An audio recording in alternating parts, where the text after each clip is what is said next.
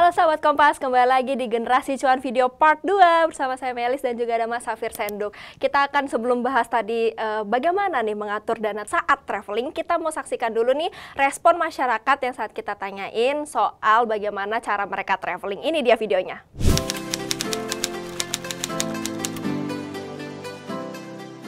Cukup sering, mungkin sebulan sekali. Setahun mungkin 2-4 kali.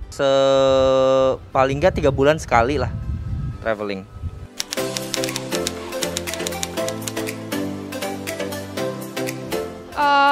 Mungkin 2 juta atau lebih tergantung kemananya. Mungkin 2 juta atau lebih tergantung pergi kemana dan berapa lama. Kalau traveling itu sekitaran 5-8 juta.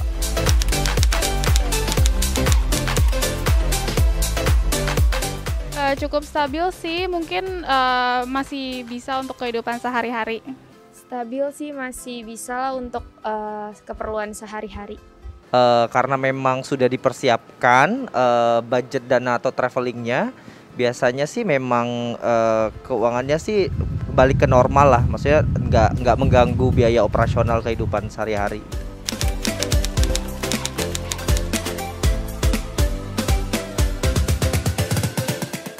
Nah itu tadi ya Mas Safir ya, Yes. beberapa orang ternyata saat kita tanya setelah traveling keuangannya cukup stabil, bilangnya. iya. Dari 3 orang itu bilangnya bisa habis itu menghidupi kehidupannya Yes. setelah itu. Nah tapi gimana sih caranya supaya pulang-pulang tuh bisa stabil seperti Iya. mereka tadi itu? Iya, jadi sekali lagi intinya adalah bukan masalah berapa besar penghasilan bulanan kita, tapi berapa besar yang kita bisa invest atau tabungkan atau sisihkan atau kita kumpulkan dari penghasilan bulanan itu. Nah kuncinya biasanya yang dilakukan orang ketika mereka pergi traveling, persiapannya adalah yang dilakukan adalah dari tabungan yang dia kumpulkan, bukan dari penghasilan bulanannya. Ya jadi kalau misalnya orang ini ada orang kerja, dia punya penghasilan katakan ya 5 juta sebulan, dia keluar 5 juta sebulan.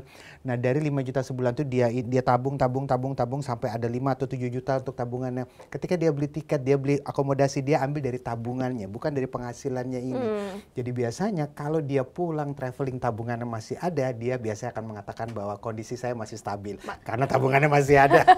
Nggak ngambil dari gajinya Iya, langsung tapi ya? sebaliknya adalah kalau tabungannya udah habis, dia hanya bisa berdoa mudah-mudahan gajian cepat datang. Oke, kalau misalnya tadi kan ini yang traveling karena misalnya emang keinginannya pengen traveling atau hobi atau mungkin karena stres. Yes. Tapi kalau gimana caranya, itu kan nabung ya Iya. sebelumnya. Tapi gimana kalau yang work from Bali contohnya? Iya. Itu kan gajinya berarti Iya. dipakai untuk bekerja di Bali kan? Yes. Kalau Mas Safir sendiri gimana tuh ngeliat pekerja sekarang yang kerjanya dari Bali? Iya. Padahal sebenarnya ya itu kerja bukan Iya, liburan, iya. tapi kan berarti cost yang dikeluarkan ada lagi dong untuk Iya, hidup di Bali. Itu iya. gimana menurut Mas Safir?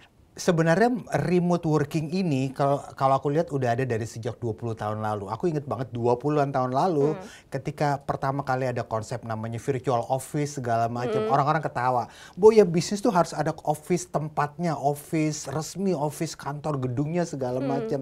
Apa-apaan tuh bisnis kok nggak ada office-nya gitu ya. Tapi sekarang lihat ada banyak sekali bisnis-bisnis atau perusahaan yang karyawannya tuh di work from home kan secara permanen. Saya ngeliat sendiri ada sebuah perusahaan asuransi yang 1 lantai itu tahun ini atau tahun lalu mau dihabisin, disuruh kerja dari rumah permanen. Jadi dia nggak perlu lagi nyewa lantai Iya, itu. iya. Jadi sekarang kalau ada orang remote working mau dari Bali kayak dari mana, itu smart. Kenapa? Karena kalau dia pergi ke kantor, dia harus keluar uang tuh biaya transport, ya terlepas dari pekerjaannya emang asik dan bagus.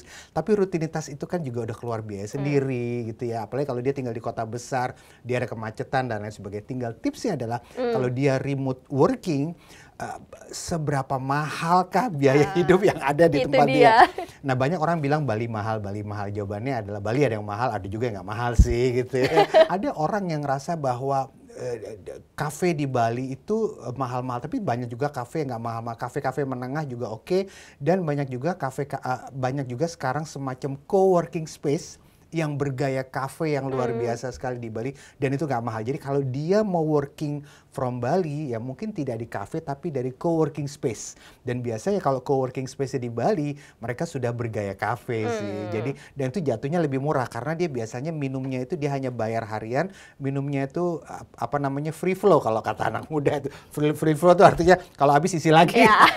Tapi kalau dia di kafe, kalau habis dia harus pesan lagi dan dia harus bayar lagi, itu jatuhnya lebih mahal.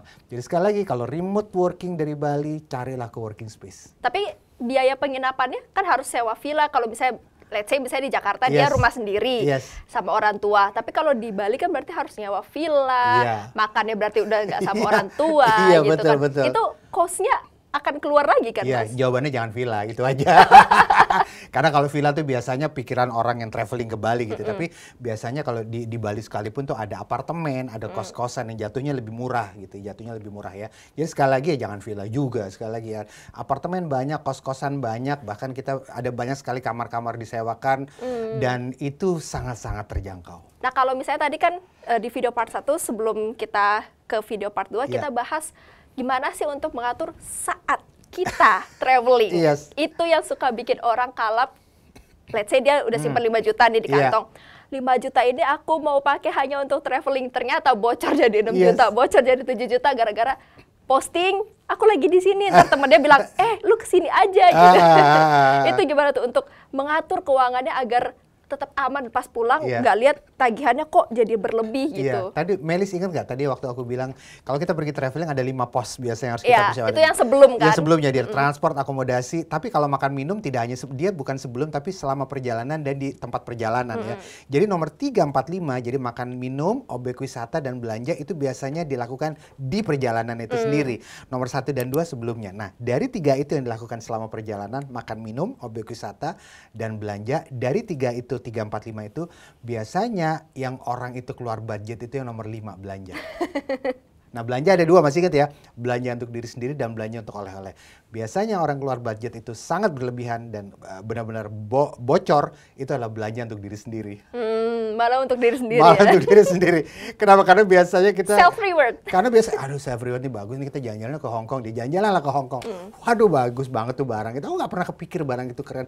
Tapi kok kayaknya sekarang kelihatan lebih cantik barang itu. Sepatu ini kayaknya nggak ada di Indonesia aja kita beli gitu. Dia nggak rencanakan itu waktu sebelum pergi, tapi pas di sana kayaknya bagus ya dan kelihatannya barang itu terlihat makin cantik ketika ada di display. Saat kita kunjungin tempatnya langsung dan lihat depan mata kita. Benar. Dan yang kedua juga adalah kadang-kadang kalau di sosial media jangan terlalu mengandalkan jawaban teman-teman. Kalau kita lempar pertanyaan terbuka, guys, aku lagi di Makassar nih guys, tempat makan apa yang enak? Orang but keluar gitu ya. Tapi kadang-kadang saran-saran tempat makannya juga ada di lokasi tempat kita tinggal gitu ya. Hanya karena tempat itu ber-AC dan lain sebagainya. Ingatlah bahwa seringkali, apalagi kalau di Indonesia, makanan enak tuh tidak melulu tergantung dari apakah tempatnya nyaman atau tidak. Melainkan ya benar-benar kita harus coba langsung ya. Seringkali tempatnya mungkin di pinggir jalan, tapi kadang-kadang dia jauh lebih enak daripada restoran. Dan satu lagi juga yang harus dipikirkan adalah ketika traveling utamakan adventure-nya, petualangannya kan. Dari petualangan itu adalah experience yang kita dapatkan. Ingat barang itu sekali kita beli barang habis itu udah, tapi experience atau pengalaman itu nggak akan bisa kita lupakan sampai kapanpun ketika kita traveling. Oke, kita akan ke part 3 nih Mas. Kita akan jawab nih pertanyaan-pertanyaan dari netizen kompas.com, sahabatkompas.com yang nanya di Instagram. Kita ke video part 3 ya sahabat Kompas, link YouTube-nya ada di kolom deskripsi, bisa langsung diklik dan kita ketemu di video part 3 Generasi Cuan.